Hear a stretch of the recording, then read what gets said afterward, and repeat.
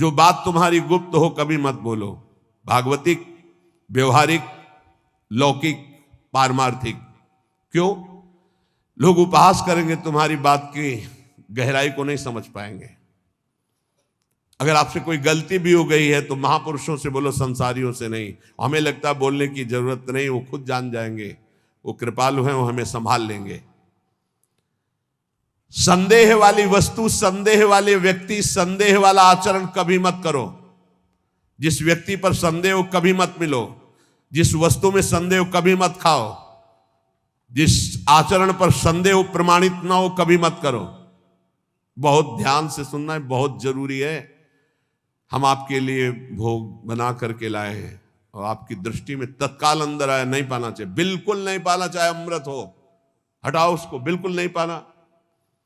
ये भागवतिक संकेत होते हैं। जिस व्यक्ति के मिलने में संदेह लगे, ये हमें कम समझ में आया, कभी नहीं मिलना चाहिए। जिस वस्तु में संदेह हो जाए कभी नहीं पाना चाहिए। जिस क्रिया में संदेह हो जाए कभी नहीं करना चाहिए। भगवत मार्ग के पथिक को जो बात अपनी गुप्त हो उसे कभी प्रकाशित नहीं करना चाहिए। भविष्य की चिंता भक्त नहीं करता। अगर भविष्य की चिंता कल क्या होगा तो तुम शरणागति में कलंक हो। लाभ और हानि ये हमारे सामने कोई मान्यता नहीं रखते। इसमें हम प्रभु के विधान को देखकर प्रसन्न होते हैं। दूसरे की चर्चा कभी मत छेड़ो, दूसरे की बात मत करो। हर समय प्रसन्न रहो, ध्यानस्थ रहो। रजोगुणी तमोगुणी भोजन चाहे जितना सुंदर दिखाई दे कभी मत पाओ। रजोगुणी तमोगुणी लोग चाहे जितना सुंदर व्यवहार करें कभी सहवास मत करो, इनका दूर रहो। ये महापुरुषों के वचन है। यदि तुम्हारे पास कोई भोग सामग्री संग्रह हो गई है तो वो तुम्हारे धर्म के सेवन के लिए, दूसरों के हित के लिए, तुम्हारे भोग के लिए नहीं है। ये ओछी प्रवृत्तियों वाले पर संदेह वृत्ति रखो। गलत आचरण करने वाले, ओछा बात बोलने वाले, इन पर कभी प्रियता नहीं रखनी चाहिए। बहुत बड़ी हानि होती है, पक्का समझ लें, बहुत बड़ी हानि होती है। यह हर उपासक को सावधान रहना चाहिए, चाहे स्त्री शरीर हो चाहे पुरुष शरीर हो। जहां कहीं ओछी प्रवृत्ति, देखो एक दृष्टि में पता चल जाता है कि यह सामने वाला कैसे देख रहा है, कैसी हरकत है, कैसा, एक दृष्टि में। भगवान ने इतना ज्ञान तो सबको दिया है कि 1 मिनट में, एक दृष्टि में फाइनल हो जाएगा कि आदमी संग करने लायक है या नहीं लायक है। या ये चाहे कोई भी हो, कोई भी हो, एक दृष्टि में पता चल जाता है। ओछी प्रवृत्ति पर अंकुश रखो, ना किसी का संग और ना अपने अंदर ओछी प्रवृत्ति।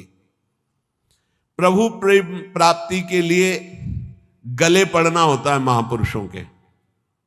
गले लगना नहीं, गले पड़ना होता है। गले पड़ना और गले लगना में अंतर है। गले पड़ने का मतलब होता है अब आपके सिवा हमारे पास कोई साधन नहीं है, अब आप ही हमारे प्रेम प्राप्ति के साधन भी हो और साध्य भी हो। ऐसे गुरुजन महापुरुषों का आश्रय लिया जाता है। प्रभु प्रेम प्राप्ति के लिए महापुरुषों के पीछे पड़ जाओ, गले पड़ जाओ। वो देख ले कि अभी है हमारे पिंड छोड़ने वाला नहीं, दुत्कारे फटकारे तो भी नहीं, तो निश्चित भगवत प्रेम प्राप्त हो जाता है, क्योंकि भगवान उनके हृदय में जागृत हो चुके हैं। ना तुम्हारे अंदर घबराहट होनी चाहिए, ना कोई उतावलापन होना चाहिए। धैर्य, सात्विकता का अनुसरण करने वाला, भगवत दर्शन की अभिलाषा रखने वाला बड़ा गंभीर स्वभाव का होता है, बड़ा धैर्यवान होता है। जल्दी उसके धैर्य को कोई तोड़ नहीं सकता। ऐसे ही साधक को परम सिद्धावस्था की प्राप्ति होती है। जब तुम्हारे कहीं कोई पाप कर्म करने का अवसर आवे तो शर्मा जाओ, लज्जा कर लो, धिक्कार है अपने को, हटो वहां से। जब कोई गलत बोलने का अवसर आवे तो मौन, दांती पीस लो। ऐसे गलत बोलने का अवसर आवे, दांती पीस लो। जबान है ही नहीं हमारे, बोलते रहो, दांत कस के दबाए रहना, बोलना नहीं। अगर बोला तो गड़बड़ हो जाएगा। जैसे गलत करने का अवसर आवे तो मानसिक धिक्कार देना है। धिक्कार है तुझे, क्या सोच रहा है तू, गलत करना चाहता है। गलत बोलने का अवसर आवे तो दांती पीस लो, ऐसे दंत, राधा राधा राधा, अंदर से बोलना नहीं। ये देखो परमार्थ के लिए, बिल्कुल ऐसे। और जब कहीं तुमसे कोई गलती पड़ जाए तो शर्माओ मत, फिर क्षमा मांग लो, राधा राधा गलती हो गई हमसे, आगे से गलती नहीं, उसे क्षमा कहते हैं, अंदर से प्रायश्चित करने। तो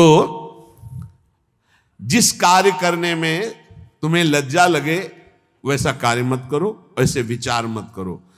जो तीन को बस में रखता है वो साधु, नेत्र कान जीभ, जनेंद्रिय अपने आप बस में हो जाएगी। नेत्रों को बस में रखो, जबान को बस में रखो, कान को बस में रखो। तीन का बहुत बड़ा योगदान है। जबान खूब अच्छे अच्छे पदार्थ खाएगी, खूब उल्टा सीधा बोलेगी, कान उल्टा सीधा सुनेंगे, वो नेत्र उल्टा सीधा देखेंगे तो आचरण उल्टे सीधे होंगे। इनको संभालो। तीन, रसना श्रवणेन्द्री और रसेंद्री। रसना कटो जो अन्न रटो, निरख अन्न फुटो ने नेत्रेंद्री, और श्रवण फुटो कान। नेत्र कान जीभ, तीन को जो सुधार लेता है वो साधु हो जाता है। 100 समाधि और श्मशान, इनमें सा है। अगर समाधि को प्राप्त नहीं हुए तो 100 और श्मशान आराम से आपको मिल जाएंगे। मानव जीवन समाधि प्राप्त करने के लिए, समाधि जिसकी बुद्धि समता में युक्त होकर, बड़ा आनंद का विषय है। जैसे स्वप्न में चले गए ना आप, ऐसे लीला में चले जाओगे, बड़ा आनंद का विषय। मान लो हमारी बात, स्वप्न तो स्वप्न ही है, लीला तो फिर बहुत आनंद। बस आखिरी फल है वृंदावन का, लीला में प्रवेश हो जाना, लीला पात्र बन जाना। बहुत जल्दी लाभ मिलता है वृंदावन में। श्री भगवान महायोगेश्वर हैं, करुणा करके बता रहे हैं कि उपासक यज्ञ के द्वारा ही परम पद को प्राप्त होता है। कल कई यज्ञों का वर्णन सारांश में किया गया था। ब्रह्म यज्ञ, प्रत्येक कर्म में कर्ता करण क्रिया पदार्थ सब कुछ ब्रह्म रूप है, ऐसा अनुभव करना ब्रह्म यज्ञ, जो कल वर्णन हुई थी। ब्रह्मार्पणम ब्रह्म हवि ब्रह्माग्नो ब्रह्मणाहुतम ब्रह्मविद्यम गंतव्यम ब्रह्म कर्म समाधिना। इसी को भगवद अर्पण रूपी यज्ञ की व्याख्या कल की थी। संपूर्ण क्रियाएं, संपूर्ण पदार्थ भगवान के हैं और भगवान के लिए कर रहे, ये भगवद अर्पण रूपी यज्ञ है।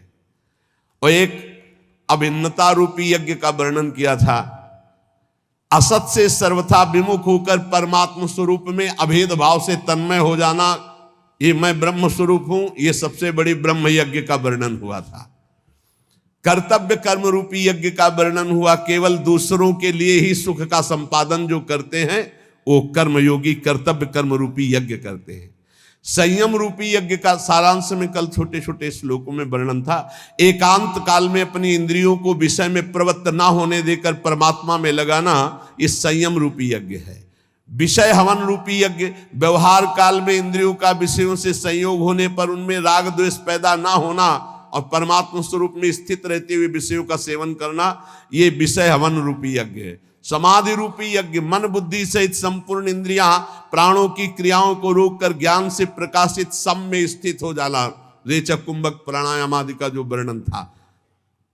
अब द्रव्य यज्ञ का वर्णन, संपूर्ण पदार्थों को जो अर्थ के द्वारा प्राप्त होते निस्वार्थ भाव से दूसरों की सेवा में लगा देना द्रव्य यज्ञ कहलाता है। तपो यज्ञ, अपने कर्तव्य का पालन करने के लिए काम क्रोध लोभ मोह मद मत्सर इन सब के वेगों को सहकर इंद्रिय और मन को प्रसन्नता पूर्वक भगवान में लगाना, हर वेग को सहकर, इसे तपो यज्ञ कहते हैं। एक योग यज्ञ है, कार्य की सिद्धि असिद्धि में फल प्राप्ति में हर्ष शोक न होना, समान भाव रखना, सुख दुखे समय कृत्वा लाभा लाभो जया जयो, ये योग सिद्धि है, ये योग यज्ञ है। स्वाध्याय रूप ज्ञान यज्ञ, शास्त्रों का स्वाध्याय करना, नाम जप करना, नाम कीर्तन करना, ये स्वाध्याय ज्ञान रूप यज्ञ। प्राणायाम पूरक कुंभक रेचक प्राणायाम यज्ञ है। स्तंभ वृत्ति प्राणायाम रूप यज्ञ, नियमित आहार करते हुए प्राण और अपान को अपने आप में रोक देना स्तंभ वृत्ति रूपी यज्ञ कहलाती है। इतनी यज्ञों का वर्णन कर सारांश में होगा। इसके बाद भगवान कहते हैं यज्ञ शिष्टामृत भुजो यान्ति ब्रह्म सनातनम नायम लोकोस्ति यज्ञस्य कुतोन्यः कुरुषोत्तमो। हे कुरुवंशी श्रेष्ठ अर्जुन, यज्ञ से बचे हुए अमृत का अनुभव करने वाले सनातन परब्रह्म परमात्मा को प्राप्त होते हैं।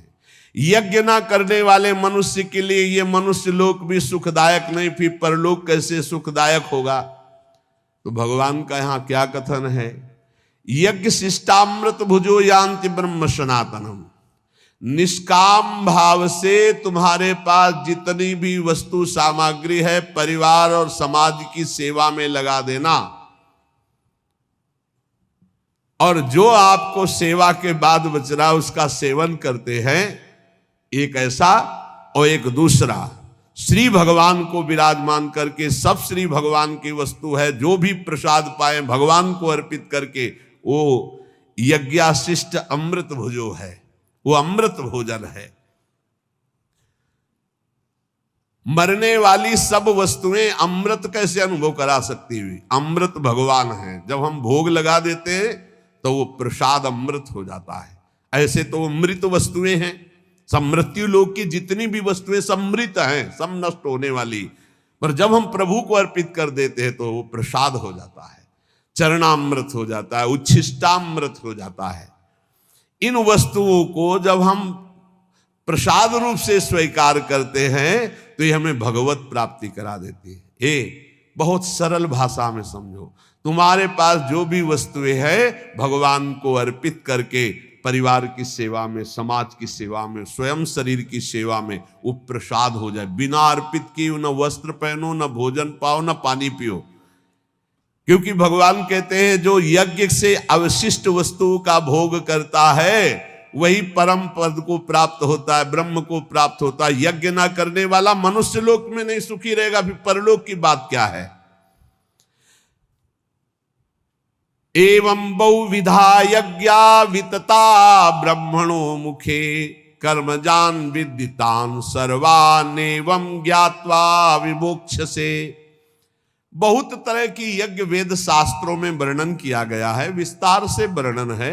उन सब यज्ञों को कर्मजन्य जान। इस प्रकार जो यज्ञ को जानता है वो कर्म बंधन से मुक्त हो जाता है।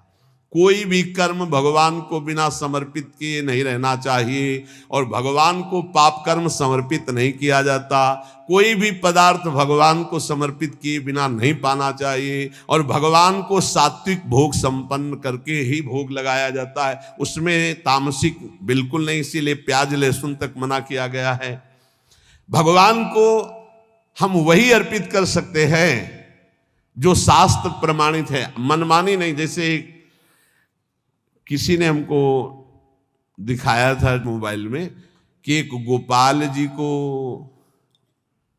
ये सब्जी को वेज कहते हैं और बिना वो उसको क्या कहते हैं, हाँ, उसका भोग लगाते हुए दिखाया था कि हमारे गोपाल जी तो सब नरक की प्राप्ति होगी। ध्यान रखना, राक्षसी प्रवृत्ति का प्रयोग मनमानी मत करो कि तुम्हें कोई डांटने वाला नहीं, तुम घर में गोपाल जी विराजमान कर लिए तो जो मना है सो कर सकते हो। नहीं दिखाना चाहिए, नहीं देखना चाहिए, नहीं करना चाहिए, ऐसा बिल्कुल नहीं करना चाहिए। ऐसा तो राक्षस भी नहीं करते थे। आप तिलक लगाए हो, आप कंठी बांधे हो और आप ठाकुर जी को राक्षसी भोग लगा रहे हो, कहते हो हमारे गोपाल जी जो मनाएगा सो हम खवाएंगे। ऐसा नहीं, ऐसा नहीं, मनमानी नहीं। तस्मात् शास्त्रम प्रमाणम ते कार्य व्यवस्थित हो। ऐसा करोगे तो ठाकुर जी को फिर जो भाएगा वो करेंगे, और उनको जो भाता है तो ये सारी माया उन्हीं की भावना है। ध्यान रखना, उनकी मुस्कुराहट से माया पैदा हुई, उनकी पीठ से अधर्म पैदा हुआ है, उनकी छाती से धर्म पैदा हुआ है। कैसे मनमानी आचरण कर सकते हैं आप? आप ठाकुर जी को वही कर्म अर्पित कर सकते हैं जो शास्त्र सम्मत है, आप वही भोग लगा सकते हैं जो संत सम्मत है। ऐसे नहीं मनमानी, आपकी मनमानी आचरण नहीं। गोपाल जी भी वही करते हैं जो बोलते हैं। गोपाल जी भी संतों की बात की रक्षा करते हैं। ऐसा नहीं कि मनमानी तुम करो, सबकी अवहेलना करके। तुम्हारे घर में तुम जाओ और श्री विग्रह खरीद लो और मनमानी व्यवहार करो तो आप क्या समझते हो? भगवत पार्षद आपको दंड दे देंगे। समय आने पर देख लेना, फिर न तुम्हें गोपाल जी दिखाई देंगे और न कोई भगवान की कृपा दिखाई देगी। मनमानी आचरण नहीं।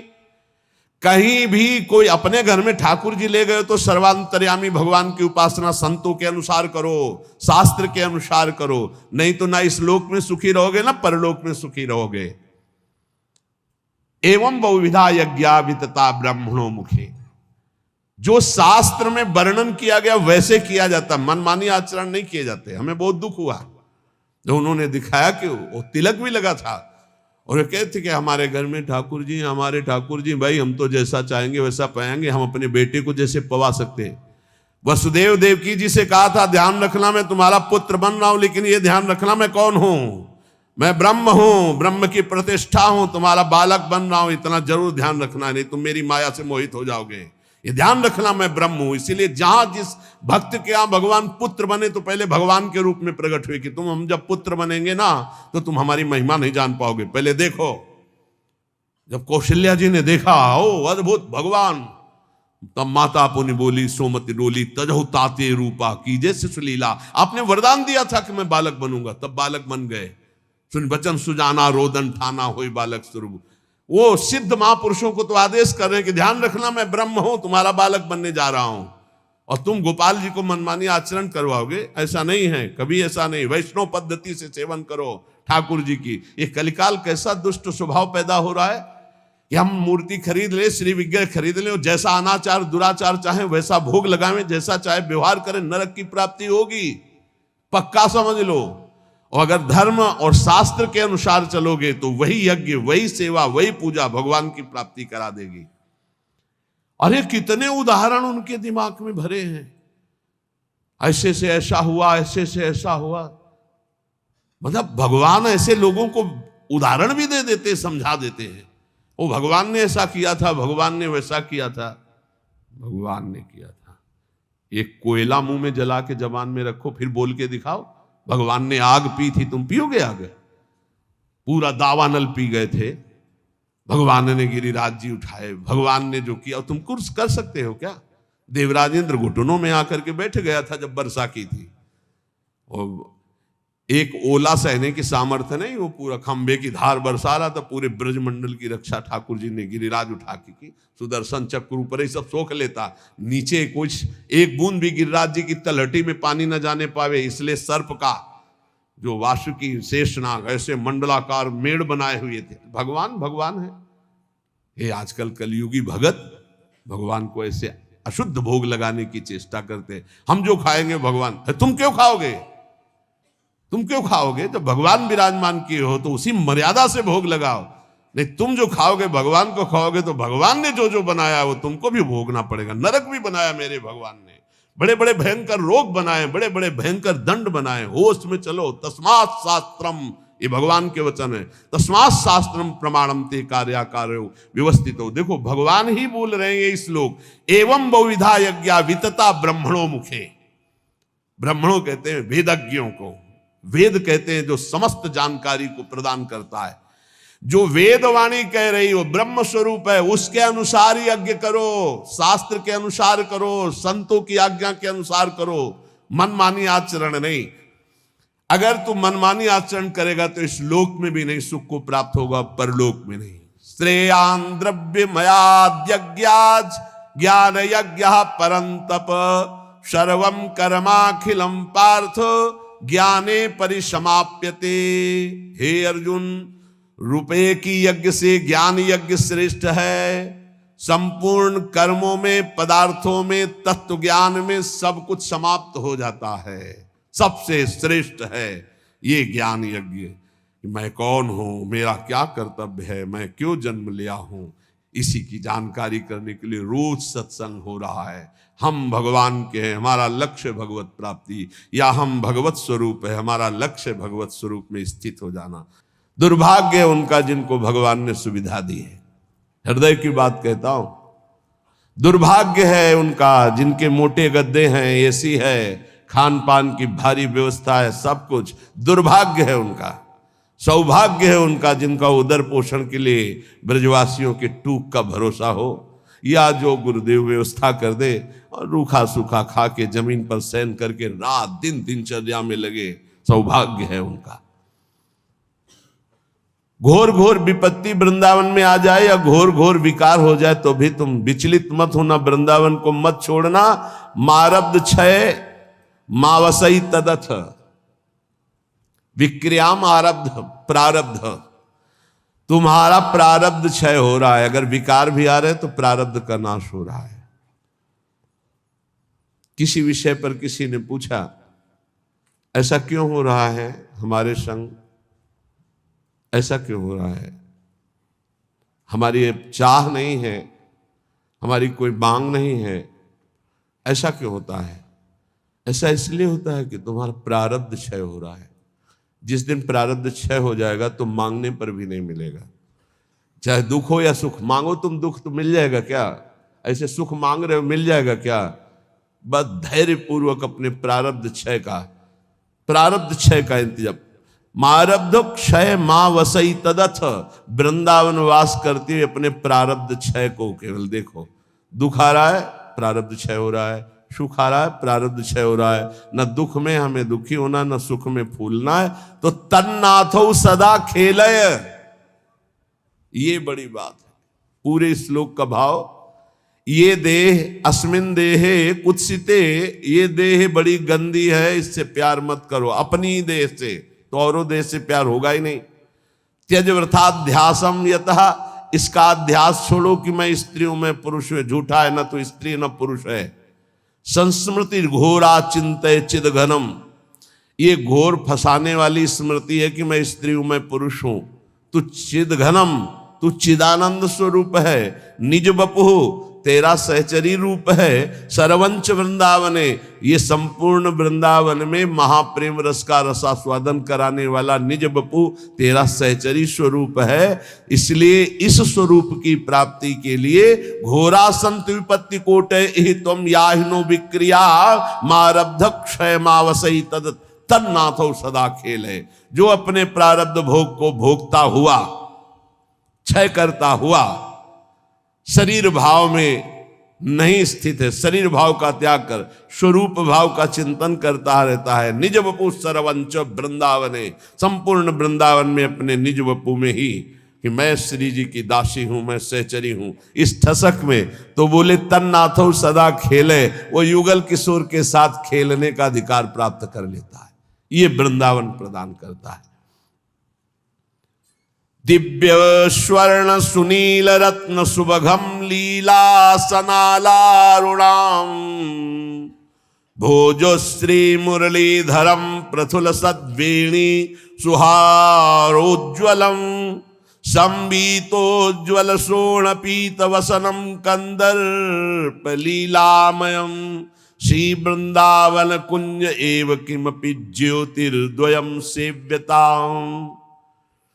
उस उपासक को दिखाई देता है एक अनिर्वचनीय ज्योतिर्मय जोड़ी, दिव्य स्वर्ण सुनील रत्न सुभगम, एक दिव्य स्वर्णिम कांति शिव प्रियाजु और सुनील रत्न सुभगम, एक सुंदर इंद्रनीलमणि अद्भुत श्यामाभा सनालारुणाम भोज, उनके अरुण अरुण अधर, अरुण अरुण कर कमल, अरुण अरुण चरण कमल, अरुण अरुण नेत्र कमल, कैसे सुंदर। वो एक दूसरे के बाहु पर बाहु डाले हुए, श्री मुरलीधरम, अधरों में श्री लालजू मुरलीधर के, एक कर कमल प्रियाजू के, एक प्रियाजू का लालजू के, और दोनों एक कर कमल मुरली में लालजू का और एक कर कमल प्रियाजू, और दोनों मुरलीधरम, दोनों के अधरों में एक ही मुरली विराजमान और दोनों मुरली वादन कर रहे। एक के सिर पर मोर का मुकुट, एक चंद्रिका धारण किए हुए, एक पीतांबर परिधान और एक उज्जवल रक्त वर्णा चुनरी, अरुण वर्ण की चुनरी धारण किए हुए। ऐसे श्री युगल सरकार का साक्षात्कार उस उपासक को होता है जो ऊपर चर्चा हुई। राधा कृष्णो परम कुतुकाद्य लता पादपानाम, चित्वा पुष्पादिक मुरविधम श्लाघमानो जुषाते। कभी कभी कौतुक श्री प्रिया प्रीतम लताओं से कहते झुक जा, मुझे पुष्प लेना, वो डाल झुक जाती। ये चिदानंद लताएं हैं। प्रिया प्रीतम पुष्प चयन करते, प्रिया प्रीतम। और एक दूसरे के ऊपर पुष्प डालकर ऐसे खेलते हैं। ऐसी शोभा हो रही है, दिव्य दिव्य पुष्प चयन करके वो पीतांबर में अरुण वर्ण की चुनरी में एक दूसरे के ऊपर पुष्प, नवकिशोरी नवकिशोर। और कभी कभी स्नानाद्यम यत् सरति कुरुता खेल, तो कभी सरोवर में, मान सरोवर में, कभी राधा कुंड में स्नान करके खेल रहे। मत माननी प्रियाजू लालजू समस्त सहचरियां जल क्रीड़ा कर रहे हैं। कभी कभी लालजू को घेर कर सब सखियां अंजलि से जल वर्षा करती। जब लालजू जल वर्षा में विकल होते तो डुबकी लगाकर प्रियाजू के चरणों का स्पर्श करते। प्रियाजू ऐसा लगता है जैसे किसी तो वो एकदम, वो उपासक ये लीला देखता है, ये लीलाएं वर्णन कर रहे हैं देख करके। स्नान आद्यम, सुंदर स्नान होता है प्रिया प्रीतम का, फिर सुंदर पोशाक धारण करती। तो खेल तो यत खगाद्य, इतने में वृंदावन के बहुत से पक्षी आ जाते हैं, हंस मोर कबूतर सुख सारिका, ऐसे पक्षियों की मंडली आ जाती, उनके साथ प्रिया प्रीतम खेलते हैं। खेल तो यत खगाद्य, वृंदावन के पक्षियों के साथ प्रियालाल खेल रहे हैं। वृंदारण्यम परम परमम तन्न सेवते को वा, ऐसा कौन है जो इस सुख का सेवन न करे। कभी प्रियालाल जल केली कर रहे, कभी प्रियालाल सुंदर पोशाक धारण करके पक्षियों के साथ खेल रहे, कभी वन विहार करते हुए पुष्प चयन करते, एक दूसरे के ऊपर पुष्प प्रहार करके खेल रहे।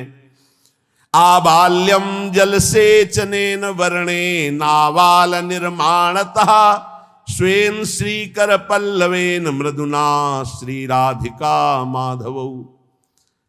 छोटे छोटे जब फूलों के पौधे या तमाल आदि के, तो दोनों प्रिया प्रीतम वृंदावन की रज से उसके थाला बनाते हैं। आबाल्यम और जल सेचनम, यमुना जी से इतनी सखिया होने पर भी स्वयं प्रियालाल जल लाते हैं और वृंदावन की लता का सिंचन करते हैं। कैसी सौभाग्यशाली वृंदावन की। आबाल्यम जल सेचनेन, प्राय वर्णन आया है कि प्रिया जो अपनी स्नेह दृष्टि से वृंदावन की लताओं का सिंचन करती, पर आज एक श्लोक में वर्णन करे आबाल्यम, छोटे छोटे जो पौधे हैं लताएं हैं, उनको आसपास थाला रच का बना करके और प्रियालाल स्वयं जल से उन लताओं का सिंचन करते हैं। वर्णे नावाल निर्माणतः स्वेन श्री कर पल्लवेन मृदुना श्री राधिका माधव। थाला बनाकर जल सींचकर और अपने हाथ से दुलार करते हैं वृंदावन की लता। राधा करावचित पल्लव स्वयं श्री कर पल्लवेन मृदुना श्री राधिका माधव। मृदुल मृदुल स्पर्श प्रिया प्रीतम का, इसीलिए इन लताओं का सेवन साक्षात प्रिया प्रीतम के प्रेम की प्राप्ति का स्वरूप है।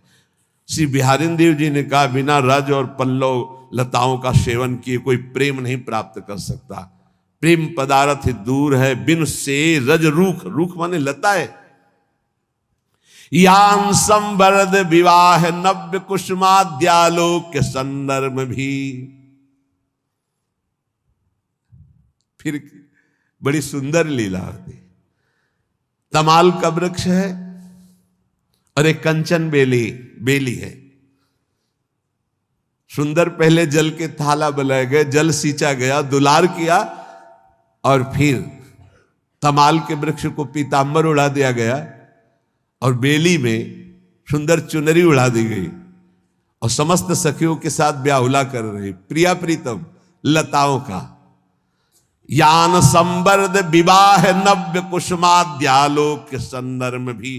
फूली हुई लताएं सुंदर सजा करके एक को पीतांबर एक को चुनरी उड़ा दी गई और सुंदर ब्याहुला हो रहा है।